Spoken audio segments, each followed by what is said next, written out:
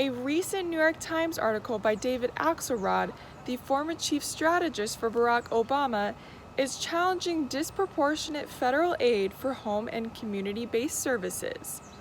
Axelrod's daughter lives in Misericordia, a care community designed for people living with disabilities. Scott Mandel, whose daughter also lives in Misericordia, is calling for a change to the inadequate and unequal funding of these communities.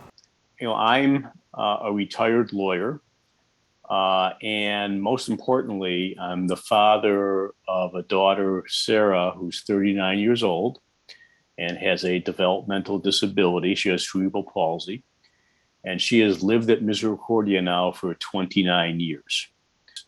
Because the disabilities community is so varied with a diverse set of needs and preferences, that there needs to be a diverse set of quality options for folks to choose from. So, we understand that many folks prefer and do really well in small neighborhood homes or in their own home or apartment.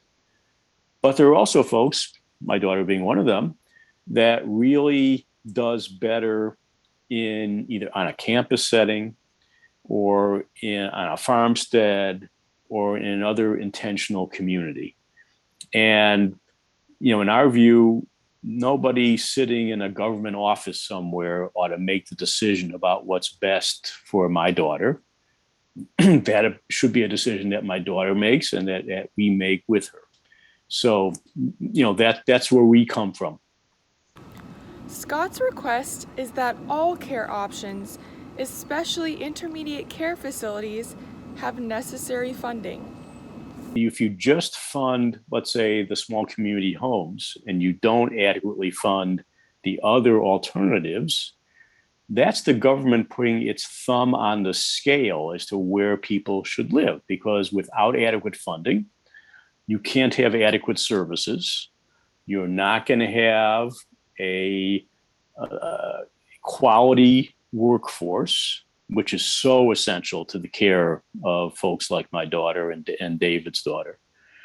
And so what we're trying to make sure in the current environment is that there isn't one setting that's favored over another in terms of government funding.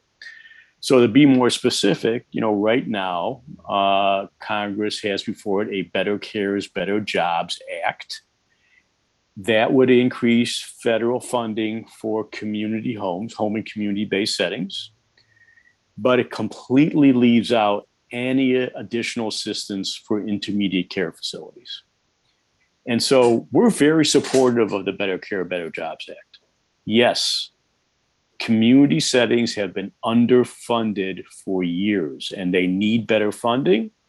And if that means $400 billion as is proposed for those settings, very supportive of that. What we are seeking at the moment, in light of what's going on in Congress and stuff, is a separate bill that would provide the equivalent increase in federal funding for intermediate care facilities. And we've talked to the response to David's article, again, was tremendous. And a lot of members of Congress who know David, from his years in the Obama administration, contacted David and say, hey, we had no idea. How can we help? And so we said, let's do a separate bill that focuses on ICFs that does the same thing that the Better Care, Better Jobs Act does for community settings. That is, it will address the workforce crisis. It will also address quality issues. We have quality standards that are in there that states have to meet to obtain the additional funding. Another necessity for funding home and community-based services is because of their economic impact. Not only is there a need for sufficient direct care workers, but many residents, including Sarah, have vocations inside and outside of their communities. Sarah's job was to push the button when somebody came to the temple to unlock the door to allow the person to enter. She loved going there, and when the pandemic's over, she'll go back. And feeling important and meeting all the people that come in and meeting all the people, the workers at the temple, the clergy and the other folks that work there, she thought it was the greatest thing in the world. And that's just one example of her involvement in the community. Scott Mandel's encounters with disparate funding in home and community-based services are not isolated. Nearly 1,000 comments on David Axelrod's story share the same frustration and experiences.